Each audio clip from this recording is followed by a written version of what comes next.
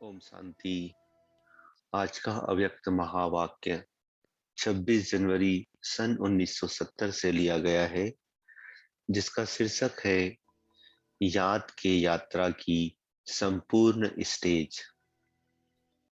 बाप दादा भी यहाँ बैठे हैं और आप भी बैठे हो, लेकिन बाप दादा और आप में क्या अंतर है? पहले भी साकार रूप में यहाँ बैठते थे, लेकिन अब जब बैठते हैं तो क्या फील होता है? जैसे साकार रूप में बाप के लिए समझते थे कि लोन ले आए हैं, उसी समान अनुभव अभी होता है। अभी आते हैं मेहमान बनकर। यूं तो आप सभी भी अपने को मेहमान समझते हो, लेकिन आपके और बाप के समझने में फर्क है। मेहमान उसको कहा जाता है जो आता है और जाता है। अभी आते हैं फिर जाने के लिए। वह था बुद्धि योग का अनुभव। यह है प्रैक्टिकल अनुभव।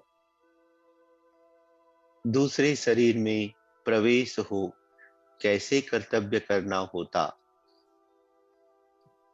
यह अनुभव बाप के समान करना है। दिन प्रतिदिन तुम बच्चों की बहुत कुछ समान स्थिति होती जाएगी। आप लोग भी ऐसे अनुभव करेंगे, सचमुच जैसे लोन लिया हुआ है, कर्तव्य के लिए मेहमान है। जब तक अपने को मेहमान नहीं समझते हो, तब तक न्यारी अवस्था नहीं हो सकती है। जो ज्यादा न्यारी अवस्था में रहते हैं, उनकी स्थिति में विशेषता क्या होती है? उनकी बोली से, उनके चलन से उपराम स्थिति का औरों को अनुभव होगा। जितना ऊपर स्थिति जाएगी, उतना उपराम होते जाएंगे। शरीर में होते हुए भी उपराम अवस्था तक पहुंचना है।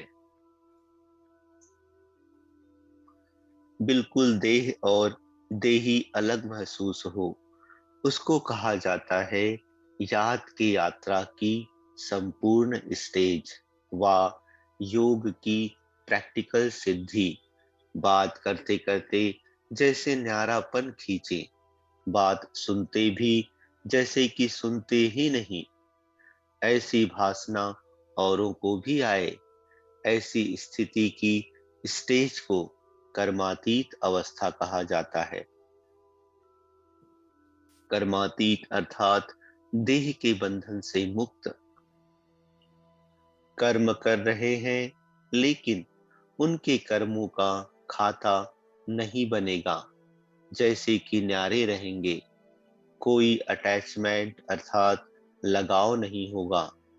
कर्म करने वाला अलग और कर्म अलग है। ऐसे अनुभव दिन प्रतिदिन होता जाएगा। इस अवस्था में जास्ती बुद्धि चलाने की भी आवश्यकता नहीं है। संकल्प उठा और जो होना है वही होगा। ऐसी स्थिति में सभी को आना होगा। मूल वतन जाने के पहले वाया सूक्ष्म वतन जाएंगे। वहां सभी को आकर मिलना है, फिर अपने घर चलकर फिर अपने राज्य में आ जाएंगे। जैसे साकार वतन में मेला हुआ, वैसे ही सूक्ष्म वतन में होगा। वह फरिश्तों का मेला नजदीक है। कहानियां बताते हैं ना, फरिश्ते आपस में मिलते थे, रूह रूहों से बात करते थे। वही अनुभव करेंगे। तो जो कहानियां गई हुई हैं, उसका प्रैक्टिकल में अनुभव होगा। उसी मेले के दिनों का इंतजार है। अभी सर्विस के निमित्त हैं। सभी कुछ भूले हुए बैठे हैं।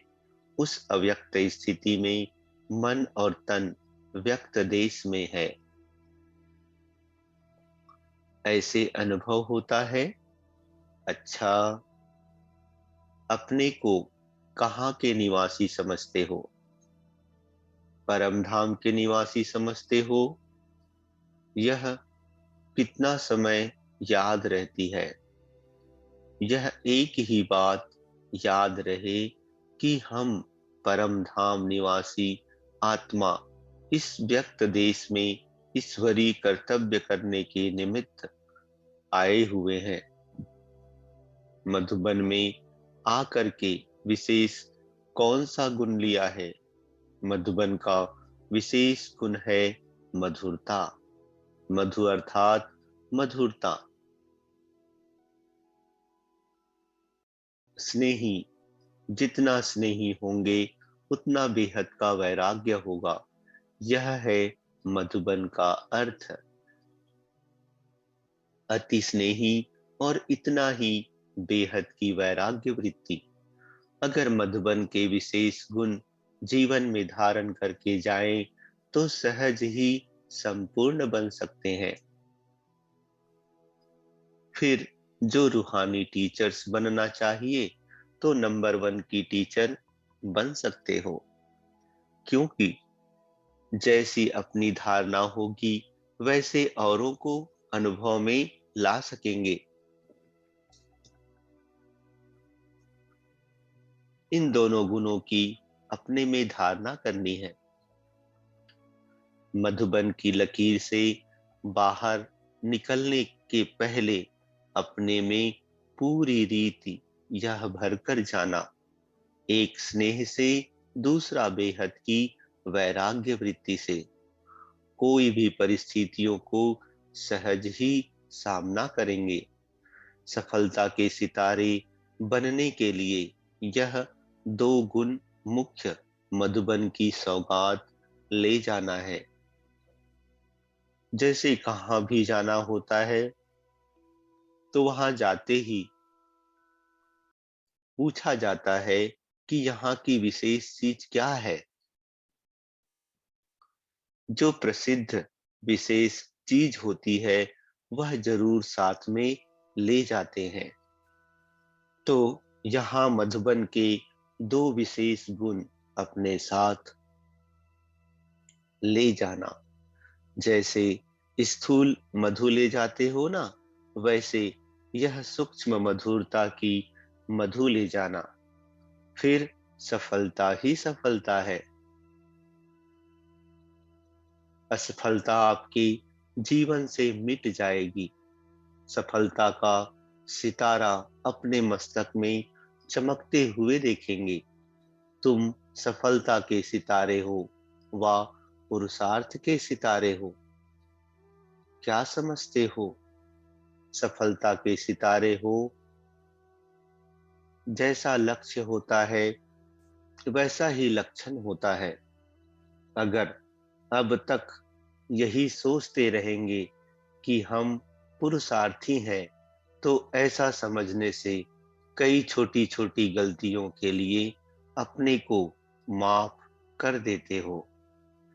समझते हो हम तो पुरुषार्थी हैं, इसलिए अब पुरुषार्थी नहीं लेकिन सफलता का स्वरूप बनना है। कहाँ तक पुरुषार्थ में रहेंगे? जब स्वयं सफलता स्वरूप बनेंगे तब दूसरी आत्माओं को भी सफलता का मार्ग बता सकेंगे। अगर खुद ही अंत तक पुरुषार्थी बन चलते रहेंगे तो संगम के प्रारब्ध का अनुभव कब करेंगे? क्या यह जीवन पुरुषार्थी ही रहेंगे? इस संगम युग की प्रारब्ध प्रत्यक्ष रूप में नहीं प्राप्त करेंगे। संगम के पुरुषार्थ का फल क्या है? बच्चे कहते सफलता, बाप दादा कहते तो सफलता स्वरूप भी निश्चय करने से सफलता होती रहेगी। जब यह समझेंगे कि मैं हूं ही सफलता का सितारा, तो असफलता कैसे आ सकती है। अपने मस्तक में विजय का सितारा देखते हो या देखेंगे, विजय तो निश्चित है, है ही ना। विजय अर्थात सफलता। अभी समय बदल रहा है। जब समय बदल गया तो अपने पुरुषार्थ को भी बदलेंगे ना। अब बाप ने सफलता का रूप दिखला दिया, तो बच्चे भी रूप में, व्यक्त देह में होते सफलता का रूप नहीं दिखाएंगे। अपने को सदैव सफलता का मूर्त ही समझो। निश्चय को विजय कहा जाता है। जैसा विश्वास रखा जाता है, वैसा ही कर्म होता है। निश्चय में कमी होती तो कर्म में भी कमी हो जाएगी। स्मृति शक्तिवान है तो स्थिति और कर्म भी शक्तिवान होंगे। इसलिए कभी भी अपनी स्मृति को कमजोर नहीं रखना। शक्ति दल और पांडव कब असफल हो सकते हैं क्या। अपनी कल्प पहले वाली बात याद है कि पांडवों ने क्या किया था। विजयी बने थे, तो अब अपने स्मृति को श्रेष्ठ बनाओ। अब संगम पर है विजय का तिलक, फिर इस विजय के तिलक से राज तिलक मिलेगा। इस विजय के तिलक को कोई मिटा नहीं सकते। ऐसा निश्चय है, जो विजयी रत्न है उनकी हर बात में विजय ही विजय है।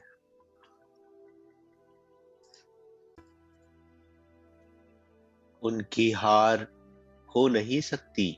हार तो बहुत जन्म खाते रहे, अब आकर विजयी बनने के बाद फिर हार क्यों।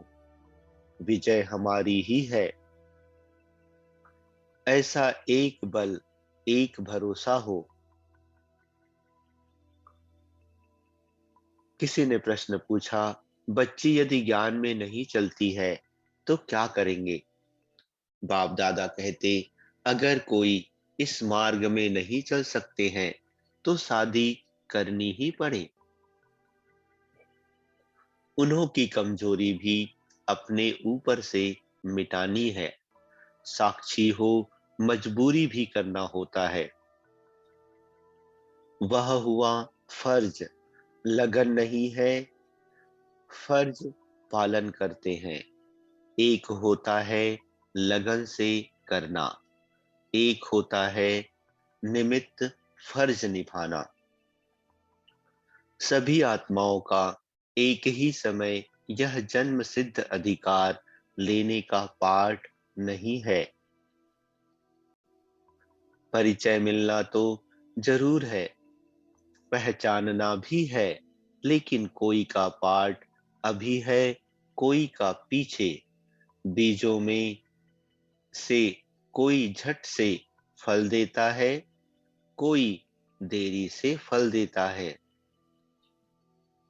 वैसे ही यहाँ भी हरेक का अपने समय पर पाठ है। कोई देरी से फल देता है, वैसे ही यहाँ भी हरेक का अपने समय पर पाठ है। फर्ज समझकर करेंगे तो माया का मर्ज नहीं लगेगा, नहीं तो वायुमंडल का असर लग सकता है। इसलिए फर्ज समझ करना है। फर्ज और मर्ज में सिर्फ एक बिंदी का फर्क है, लेकिन बिंदी रूप में ना होने के कारण फर्ज भी मर्ज हो जाता है। जो मददगार हैं उन्हों को मदद तो सदैव मिलती है। बाप की मदद हर कार्य में कैसे मिलती है, यह अनुभव होता है। एक दो के विशेष गुण को देख एक दो को आगे रखना है। किसको आगे रखना है, यह भी अपने को, किसी को आगे रखना, यह भी अपने को आगे बढ़ाना है। शिव जयंती पर आवाज फैलाना सहज होता है। जितनी हिम्मत हो उतना करो, क्योंकि फिर समय ऐसा आना है जो इस सर्विस के मौके भी कम मिलेंगे। इसलिए जितना कर सकते हो उतना करो। भूलें क्यों होती हैं, उसकी गहराई में जाना है। अंतर्मुख हो सोचना चाहिए, यह भूल क्यों हुई, यह तो माया का रूप है। मैं तो रचयिता बाप का बच्चा हूँ। अपने साथ एकांत में ऐसे ऐसे बात करो, उभारने की कोशिश करो। कहाँ भी जाना होता है तो अपना यादगार छोड़ना होता है और कुछ ले जाना होता है। तो मधुबन में विशेष कौन सा यादगार छोड़ा? एक एक आत्मा के पास यह ईश्वरी स्नेह और सहयोग का यादगार छोड़ना है। जितना एक दो के स्नेही सहयोगी बनते हैं, उतना ही माया के विघ्न हटाने में सहयोग मिलता है। सहयोग देना अर्थात सहयोग लेना, परिवार में आत्मिक स्नेह देना है और माया पर विजय पाने का सहयोग लेना है। यह लेन देन का हिसाब ठीक रहता है। इस संगम समय पर ही अनेक जन्मों का संबंध जोड़ना है। स्नेह है संबंध जोड़ने का साधन। जैसे कपड़े सिलाई करने का साधन धागा होता है, वैसे ही भविष्य संबंध जोड़ने का साधन है स्नेह रूपी धागा। जैसे यहाँ जोड़ेंगे वैसे वहां जुड़ा हुआ मिलेगा। जोड़ने का समय और स्थान यह है। ईश्वरी स्नेह भी तब जुड़ सकता है जब अनेक के साथ स्नेह समाप्त हो जाता है। तो अब अनेक स्नेह समाप्त कर एक से स्नेह जोड़ना है। वह अनेक स्नेह भी परेशान करने वाले हैं और यह एक स्नेह सदैव के लिए परिपक्व बनाने वाला है। अनेक तरफ से तोड़ना और एक तरफ जोड़ना है। बिना तोड़े कभी जुट नहीं सकता। अभी कमी को भी भर सकते हो, फिर भरने का समय खत्म, ऐसे समझकर कदम को आगे बढ़ाना है। सभी तीव्र पुरुषार्थी हो व पुरुषार्थी हो, तीव्र पुरुषार्थी के मन के संकल्प में भी हार नहीं हो सकती है। ऐसी स्थिति बनानी है जो संकल्प में भी माया से हार ना हो। इसको कहा जाता है तीव्र पुरुषार्थी। वे शुद्ध संकल्पों में पहले से ही मन को बिजी रखेंगे तो और संकल्प नहीं आएंगे। पूरा भरा हुआ होगा तो एक बूंद भी जास्ती पड़ नहीं सकेगी, नहीं तो बह जाएगा। तो यही संकल्प मन में रहे, जो व्यर्थ संकल्प आने का स्थान ही ना हो। इतना अपने को बिजी रखो। मन को बिजी रखने के तरीके जो मिलते हैं, वह आप पूरे प्रयोग में नहीं लाते हो। इसलिए व्यर्थ संकल्प आ जाते हैं। एक तरफ बिजी रखने से दूसरा तरफ स्वयं छूट जाता है। मंथन करने के लिए तो बहुत खजाना है, इसमें मन को बिजी रखना है। समय की रफ्तार तेज है, व आप लोगों के पुरुषार्थ की रफ्तार तेज है। अगर समय तेज चल रहा है और पुरुषार्थ ढीला है, तो उसकी रिजल्ट क्या होगी? समय आगे निकल जाएगा और पुरुषार्थी रह जाएंगे। समय की गाड़ी छूट जाएगी, सवार होने वाले रह जाएंगे। समय की कौन सी तेज देखते हो? समय में बीती को बीती करने की तेज है। वही बात को समय फिर कब रिपीट करता है? तो पुरुषार्थ की जो भी कमियां हैं, उसमें बीती को बीती समझ आगे हर सेकंड में उन्नति को लाते जाओ, तो समय के समान तेज चल सकते हो। समय तो रचना है ना, रचना में यह गुण है, तो रचयिता में भी होना ही चाहिए। ड्रामा क्रिएशन है, तो क्रिएटर के बच्चे आप हो ना। तो क्रिएटर के बच्चे क्रिएशन से ढीले क्यों? इसलिए सिर्फ एक बात का ध्यान रहे कि जैसे ड्रामा में हर सेकेंड अथवा जो बात बीती, जिस रूप से बीत गई, वह फिर से रिपीट नहीं होगी। फिर रिपीट होगी 5,000 वर्ष के बाद। वैसे ही कमजोरियों को बार बार रिपीट करते हो। अगर यह कमजोरियां रिपीट ना होने पाए, तो फिर पुरुषार्थ तेज हो जाएगा।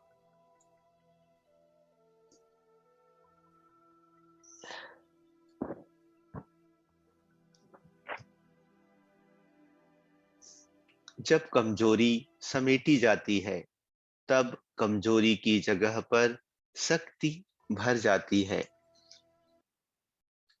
अगर कमजोरियां रिपीट होती रहती हैं, तो शक्ति नहीं भरती है। इसलिए जो बीता सो बीता। कमजोरी की बीती हुई बातें फिर संकल्प में भी नहीं आनी चाहिए। अगर संकल्प चलते हैं, तो वाणी और कर्म में आ जाते हैं। संकल्प में ही खत्म कर देंगे, तो वाणी कर्म में नहीं आएंगे। फिर मन, वाणी, कर्म तीनों शक्तिशाली हो जाएंगे। बुरी चीज को सदैव फौरन ही फेंका जाता है। अच्छी चीज को प्रयोग किया जाता है। तो बुरी बातों को ऐसे फेंको जैसे बुरी चीज को फेंका जाता है। फिर समय पुरुषार्थ से तेज नहीं जाएगा। समय का इंतजार आप करेंगे, तो हम तैयार बैठे हैं। समय आए तो हम जाएं, ऐसी स्थिति हो जाएगी। अगर अपनी तैयारी नहीं होती है, तो फिर सोचा जाता है कि समय थोड़ा हमारे लिए रुक जाएगा। बांधेली का योग तेज होता है, क्योंकि जिस बात से कोई रोकते हैं, तो बुद्धि जरूर उस तरफ लगी रहती है। घर बैठे भी चरित्रों का अनुभव कर सकते हो, लेकिन ऐसी लगन चाहिए। जब ऐसी लगन अवस्था हो जाएगी, तो फिर बंधन कट जाएंगे। एक की याद ही अनेक बंधन को तोड़ने वाली है। एक से जोड़ना है, अनेक से तोड़ना है। एक बाप के सिवाय दूसरा न कोई। जब ऐसी अवस्था हो जाएगी, फिर यह बंधन आदि सभी खत्म हो जाएंगे। जितना अटूट स्नेह होगा, उतना ही अटूट सहयोग मिलेगा। सहयोग नहीं मिलता, इसका कारण स्नेह में कमी है। अटूट स्नेह रख करके अटूट सहयोग को प्राप्त करना है। कल्प पहले का अपना अधिकार लेने के लिए फिर से पहुंच गए हो, ऐसा समझते हो?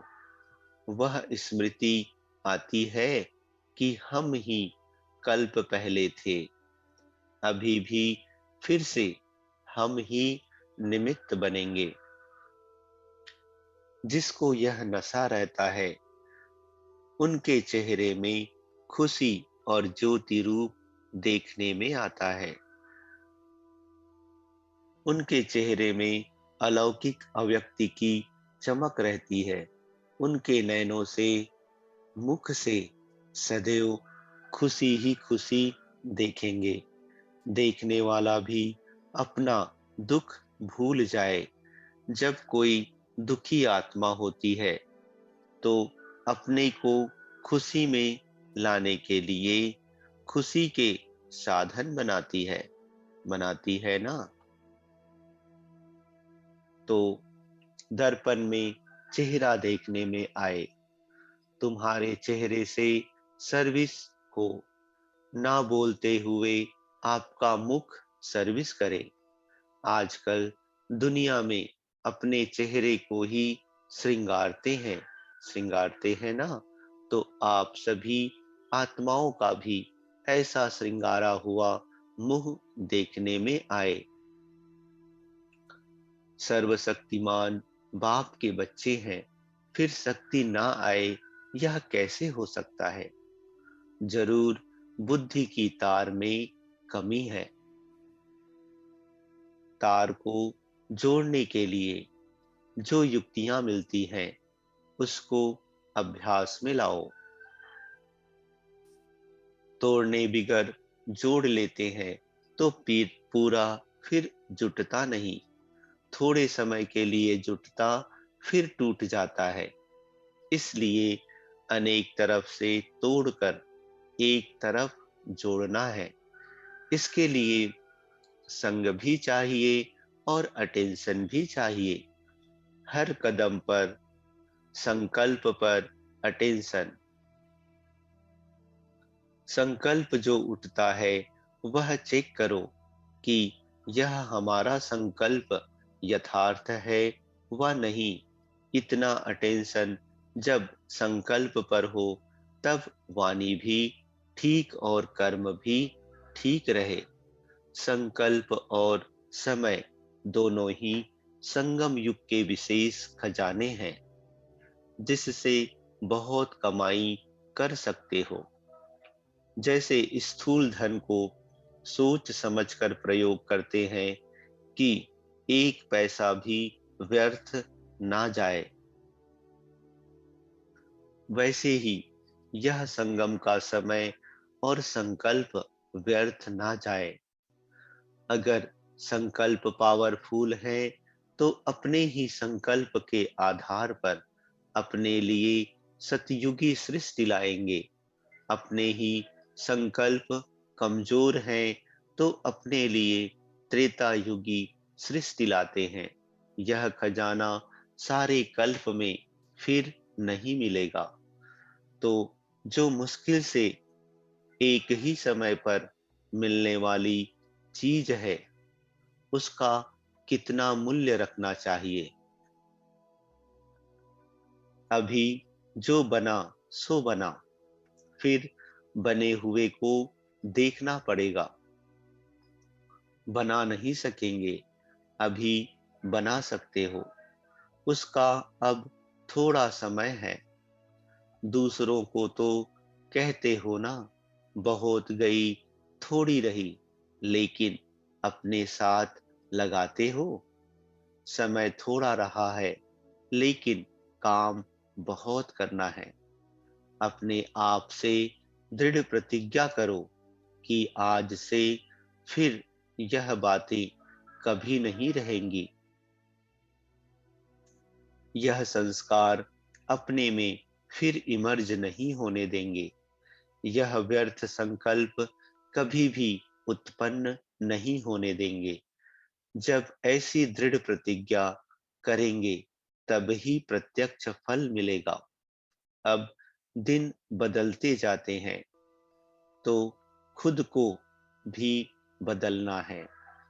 अब ढीले पुरुषार्थ के दिन चले गए।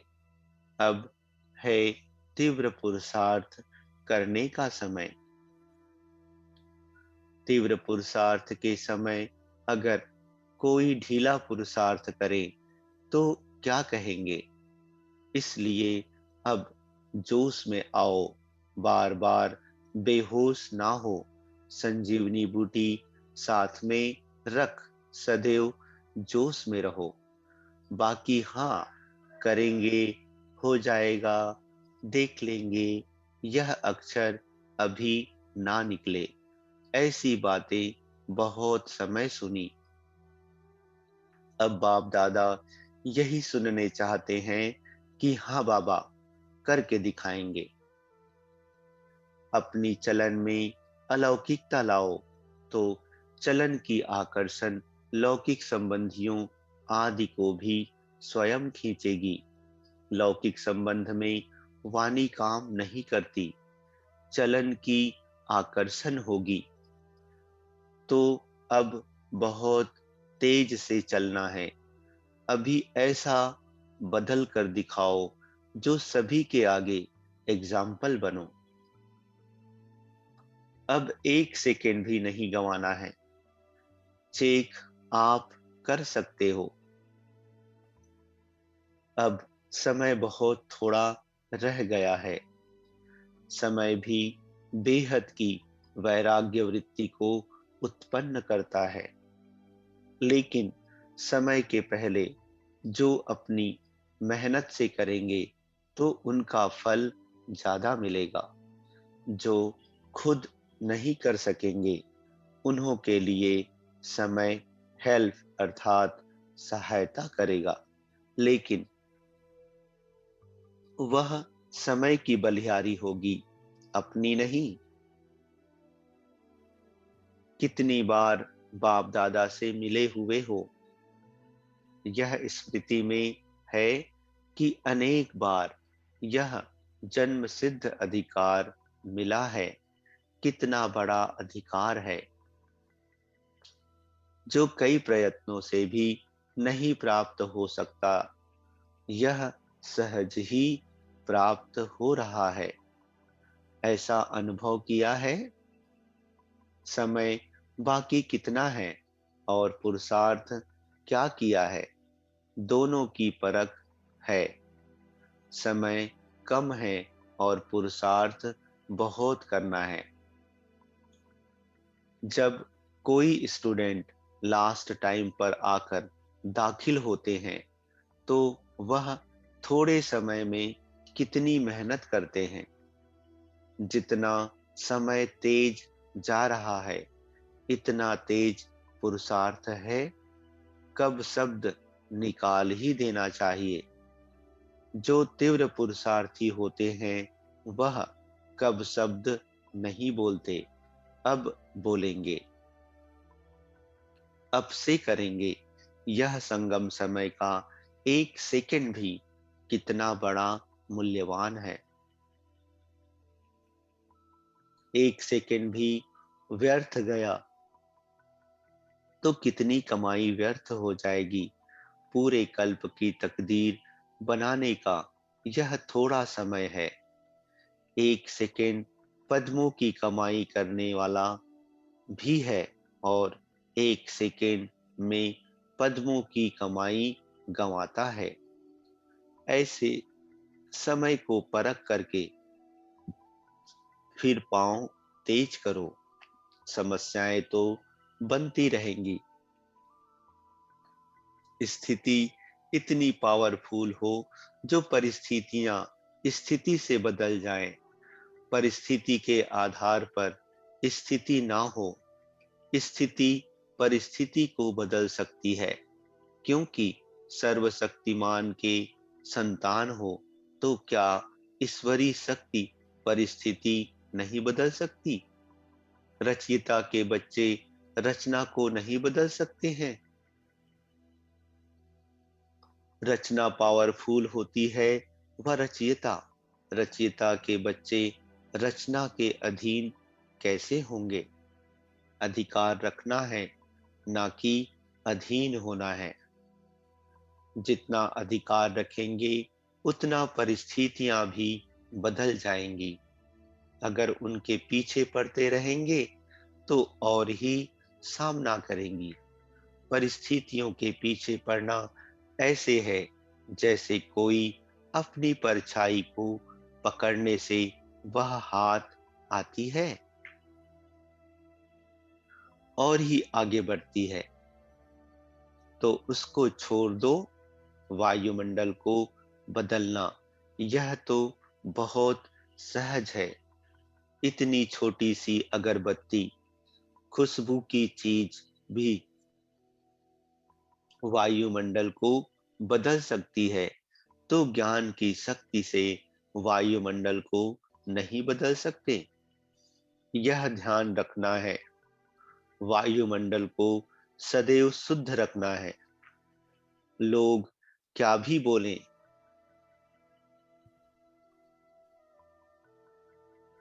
जिस बात में अपनी लगन नहीं होती है, तो वह बात सुनते हुए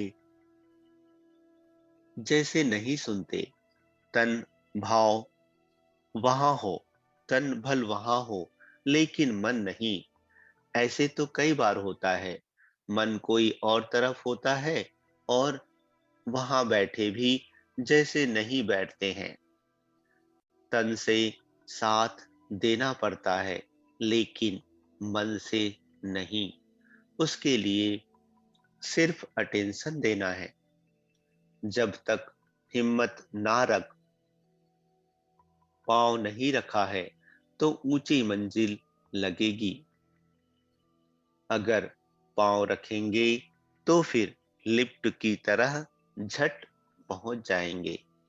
हिम्मत रखो तो चढ़ाई भी लिफ्ट बन जाएगी। तो हिम्मत का पांव रखो। कर सकते हो, सिर्फ लोक लाज का त्याग और हिम्मत की धारणा चाहिए। एक दो का सहयोग भी बड़ी लिफ्ट है। परिस्थितियां तो आएंगी, लेकिन अपनी स्थिति पावरफुल होनी चाहिए। फिर जैसा समय वैसा तरीका भी टच होगा।